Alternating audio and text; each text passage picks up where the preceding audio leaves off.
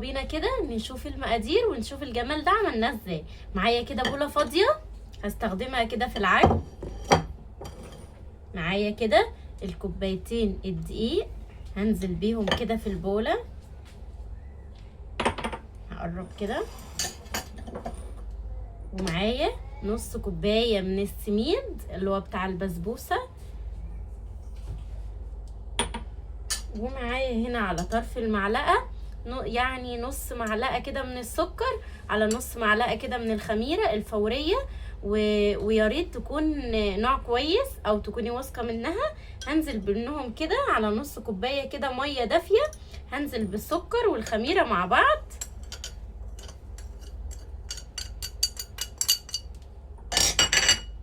مع الميه كده وهدي تقليبه كده عشان الخميره كده تشتغل كده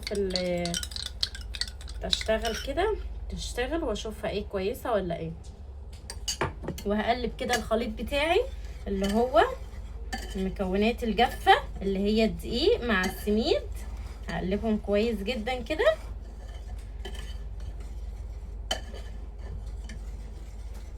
هقلبهم كويس جدا. وبعد كده هنزل عليهم كده بالخميره الفوريه وعليهم كده نص كوبايه من الزيت. وهعجن كل الخليط على بعضه.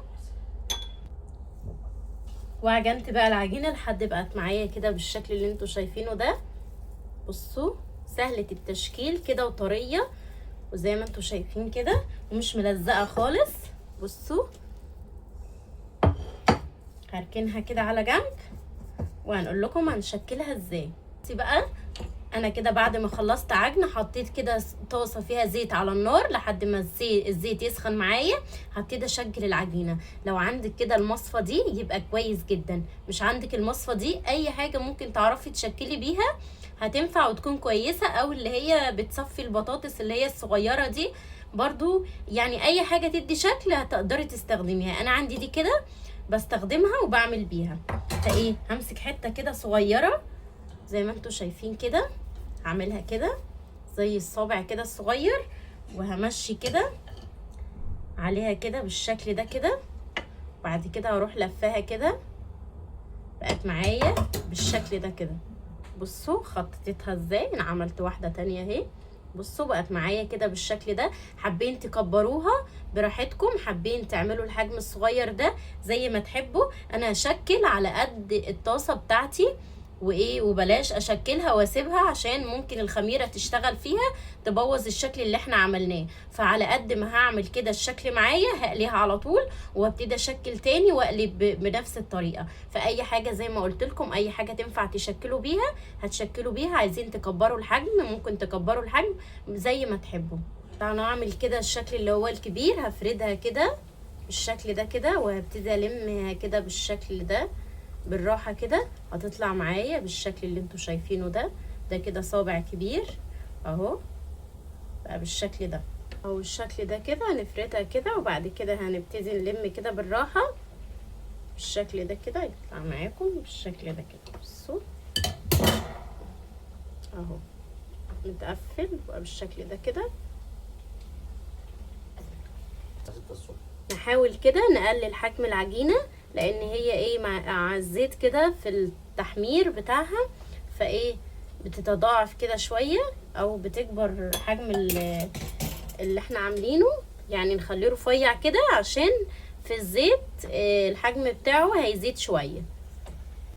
بصوا ادي كده بياخد اللون الذهبي. بصوا زي ما انتوا شايفين كده.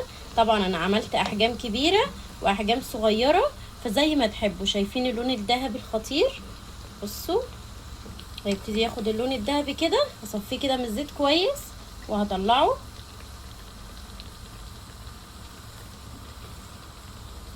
بصوا زي ما انتوا شايفين كده الجمال. بصوا بالشكل ده كده.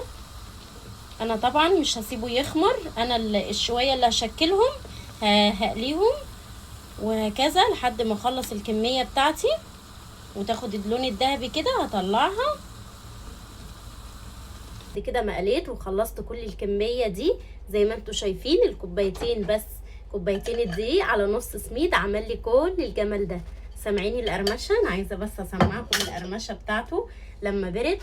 بصوا سامعين القرمشه؟ بجد خطير. وبعد ما خد اللون الذهبي ده كمان وسبته كده لحد ما برد خالص، عايزه اقول لكم ان هو ناشف. بصوا سامعين الصوت؟ فانا ايه هحطه كده في مصفى. ومعايا كده الشربات ده، انا كنت ايه بعمل كده كميه وبحطها كده ايه في التلاجة وبطلع منها. الشربات يكون تقيل زي ما انتوا شايفين كده. هوريه لكم زي ما انتوا شايفين كده. بصوا الشربات يكون تقيل كده. طبعا احنا عارفين ان في حاجات بتحب الشربات يكون تقيل وفي حاجات بتحب الشربات يكون خفيف. يعني انا لو عايزه حاجه تفضل مقرمشه كده وتفضل ثابته كده بالقرمشه بتاعتها، يبقى هنعمل الشربات بتاعنا يكون تقيل ويكون بارد عشان يفضل محتفظ بالقرمشه بتاعته. فانا هكب كده عليه الشربات بتاعي يكون بارد وتقيل. الشربات انا بعمل كوبايتين كده من السكر على كوبايه ميه عشان كده يكون تقيل معايا بالشكل ده كده. وهديله ايه هرش كده على كله وهسيبه كده يتصفى وهقلبه، او ممكن انزله كده في الشربات. صح، هنزله كده في الشربات وهديه تقليبه كده كله ما انتوا شايفين كده عشان يشرب كده من الشربات القمر ده. بصوا اهو. وهطلعه كده في مصفى. وبعد كده ما ايه طلعته كده من العسل اللي كان عليه بقى معايا كده بالشكل ده. بجد خطير، لازم تجربوه، بجد هيعجبكم جدا.